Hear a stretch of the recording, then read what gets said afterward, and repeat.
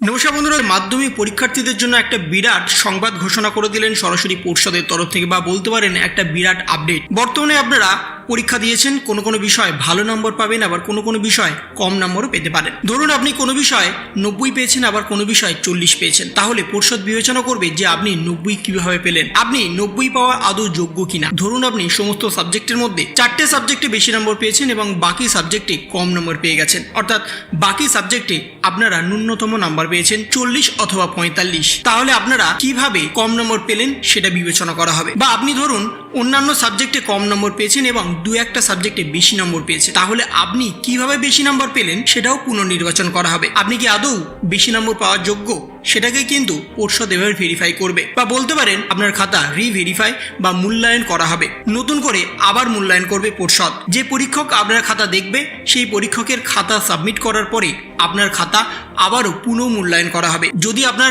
খাতাতে কোনো রকম গড়বড় দেখা যায় বা গরমিল দেখা যায়, সেটাকে আবার রেকটিফাই করা হবে, যাতে রেজাল্ট দেওয়ার পরে যাতে কোনো রকম ভুল না হয়, বা রেজাল্ট দেওয়ার পরে নাম্বার ভেরিফাইয়ের জন্য খাতা পর্ষদের কাছে পাঠায় যে তাদের ক্যালকুলেশনে ভুল হয়েছে অথবা তাদের খাতার আরো নাম্বার বেশি পাওয়ার যোগ্য তারা। সেক্ষেত্রে এই ভুলটা যাতে না করা হয় সেই জন্যই পর্ষদের তরফ থেকে আগেভাগেই পুনঃ মূল্যায়ন করা হবে। এবং সেখানেই বলা হচ্ছে অন্যান্য বিষয়ের নিরিখে মাধ্যমিকে কোনো বিষয় অত্যাধিক কম বা অত্যাধিক বেশি নম্বর পেলে উত্তরপত্রে পুনঃ মূল্যায়ন করা হবে, এমনই জানালো মধ্যশিক্ষা পর্ষদ। বিষয়টি নিয়ে পর্ষদ সভাপতি রামানুজ গঙ্গোপাধ্যায় জানান, নম্বর জমা দেওয়ার পরে যদি কোনো পরীক্ষার্থী প্রাপ্ত নম্বরের ক্ষেত্রে কোনো অস্বাভাবিক দেখা যায় তাহলে উত্তরপত্র পুনঃ মূল্যায়ন করা হবে, যাতে কোনো রকম ভুল না হয়। এখানে অস্বাভাবিক বলতে বোঝানো হয়েছে তা ব্যাখ্যা করে সভাপতি বলেছেন, অন্যান্য বিষয়ের তুলনায় একটি নির্দিষ্ট বিষয় যদি কোনো পরীক্ষার্থীর অত্যাধিক বেশি নম্বর পায় তাহলে ওই পরীক্ষার্থীর উত্তরপত্র পুনঃ মূল্যায়ন করা হবে। এমনইভাবে উল্টো ক্ষেত্রেও দ্বিতীয়বার খাতা পুনঃ মূল্যায়ন করা হবে, অর্থাৎ কোনো পরীক্ষার্থী যদি কোনো বিষয়